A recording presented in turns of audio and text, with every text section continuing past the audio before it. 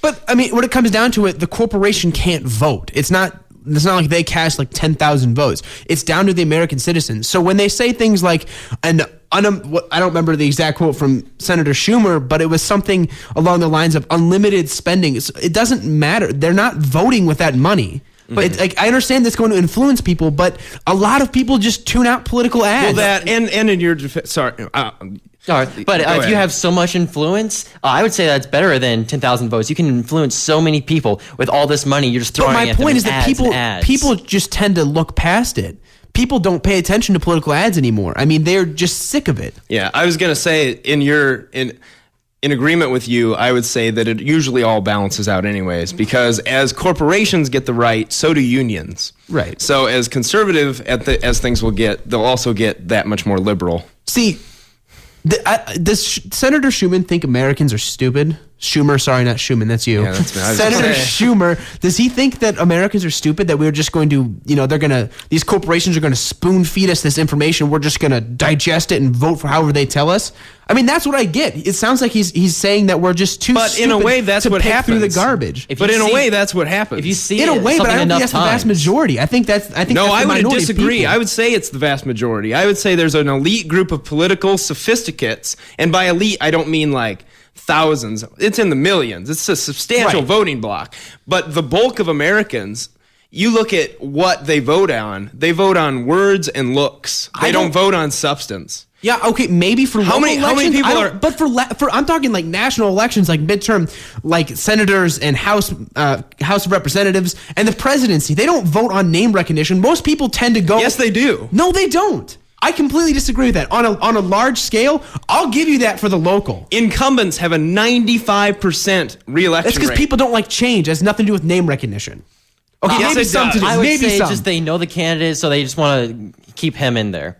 Yeah, okay, maybe, but I still think but if you're going to talk in these big elections like the Senate and the presidency, they're not going to go on name recognition. If you it ask doesn't most matter how Americans, many ads there are. They don't know. Because once the candidates are determined, there's going to be an unholy amount of ads no matter what.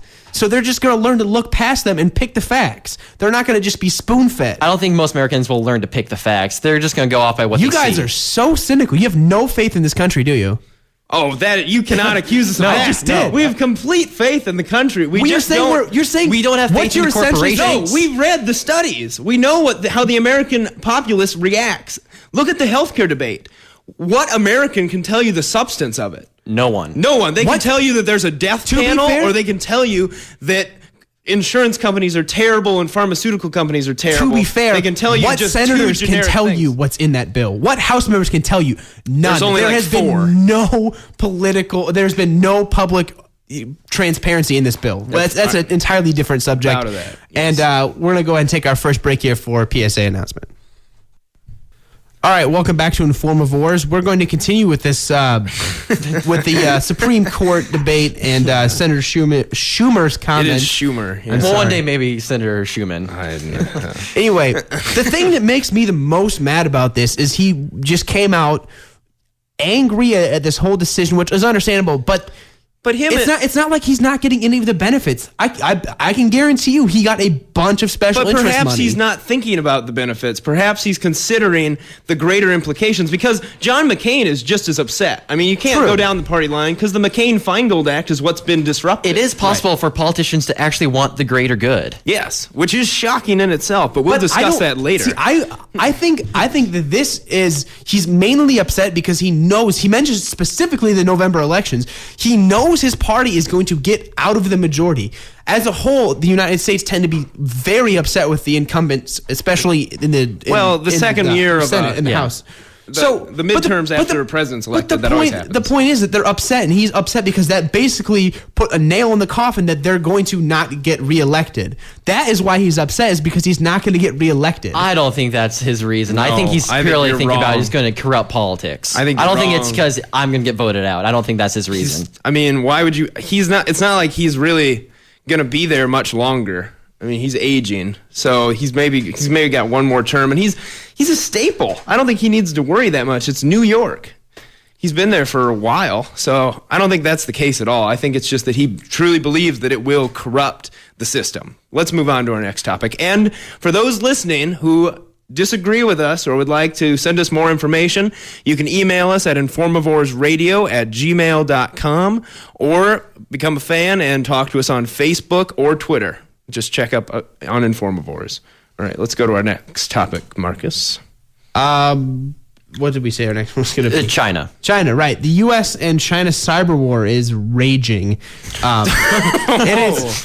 All right. It was about last week that China government sanctioned cyber attacks on corporations such as Google, Yahoo, and the U.S. government have led to this obviously is a cyber war between both countries. And we got a couple clips from Secretary of the State. There we go. Hillary Clinton. Be right. Let's play those for you.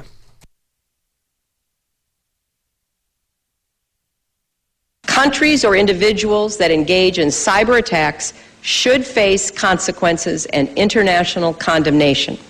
In an internet-connected world, an attack on one nation's networks can be an attack on all.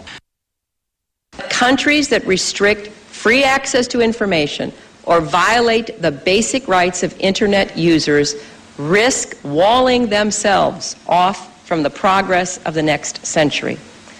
Now, the United States and China have different views on this issue.